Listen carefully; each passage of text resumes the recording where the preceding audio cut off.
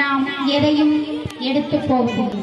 அதனால்தான் மாவீரர் அலெக்சாண்டர் இறக்குவதற்கு முன் சொன்னார், என்னை அடக்கம் செய்யும் பொழுது என்னுடைய 2 கைகளையும் வெளியில் வைத்து அடக்கம் செய்யுங்கள் சொன்னார்.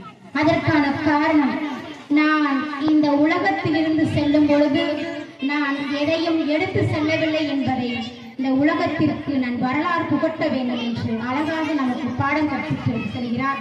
அதனால் மனிதநேயம் வளர்கிறது என்பதை அழகாக முத்து மனிஷாவுக்கு பதில் சொல்வதற்காக 4ஆம் வகுப்பு படிக்கின்ற பேச்சாற்றலுடைய மாணவர் முகமது அலி அவர்களை அன்புடன் அழைத்து மகிழ்கின்றேன்.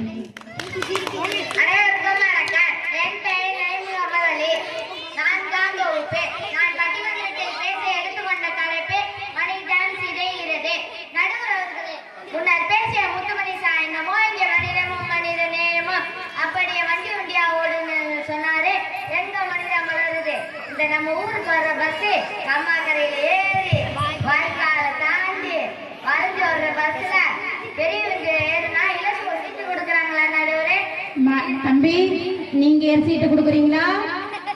இருக்கிற சீட்டை பிடிக்கிறக்காண்டி கையில இருக்க அப்பா இப்பா லேடிஸ் ஆம்பளாங்க வேட்டியை கூட கழட்டி போட்டு சீட்டு பிடிக்கிறாங்க. அம்மா அவங்க உன்னை ஜன்னல் வழியா தூக்கி வீசிருக்காங்கல்ல, சீட்டு போட யாருல போய் பார்த்திருக்கிறீர்களா நடுவரே? அவசரமா ஒருத்தர் ஆம்புலன்ஸ் ஏற்றி கொண்டு வந்தாலும் மணி வருவதில்லை. என்னுடைய மனித வளரவில்லை, செத்து விட்டது என்று தீர்ப்பளிக்க கேட்டுக்கொள்கிறேன். நன்றி. ஓகே, நம்முடைய பஸ்ஸே சொல்றாங்க, கம்மாயில பேர் வரும் பொழுது, ஆமா பஸ் அப்படிங்க பேருந்துல ஏறும் பொழுது எல்லாரும் நம்ம ஏறினோடனே ஒரு சீட்டை பிடிச்சிருந்துப்பா உட்காந்துடணும் அப்படின்னு நினைக்கிறோம்.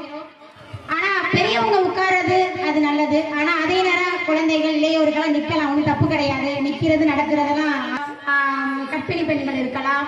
அதனால எல்லாருமே எல்லாருடைய சூழலும் இருப்பாங்க. சில பேர் வாயத்தோடனே கேட்பாங்க, எனக்கு மயக்கமா வருது, இடம் கொடுங்க பஸ்ல அப்படின்னு கேட்கிறப்ப நம்ம பஸ்ஸுடைய பயணம் ஒரு அரை மணி நேரம் 1 மணி நேரம் தான். அதுக்கப்புறம் பயணம் பண்ண போறது கிடையாது. கண்டிப்பாக எல்லாருமே சீட் கொடுக்கலாம். 6 பேர் நீதியான தருணத்துல பேசி அவங்கவுங்க கடமையை நிறைவேற்றிட்டு சீட்ல அமர்ந்துட்டாங்க. இப்ப என்னுடைய வேலை மனிதநேயம் வளருதா சிதைதா அப்படிங்கறத பத்தி நான் உங்களுக்கு சொல்லணும். இப்போ வாழ்க்கை அப்படிங்கிறது 2 விஷயம் தான். பாதி வாழ்க்கை போன்லயும் முடிஞ்சிருது, பாதி வாழ்க்கை லோன்லயும் முடிஞ்சிருது. அப்ப இந்த போனையும் லோனையும் மாத்தி மாத்தி இருக்கனால நாங்க எங்கப்பா மனிதநேயத்தை இது பண்றது? இப்ப இருக்கிறவங்க எல்லாம் எல்லாருமே நிறைய பேர் இருக்கீங்க. 60 வயசுக்கு மேல இருக்கிறவங்க எல்லாம் நிறைய ஒரு அனுபவம் இருக்கும்.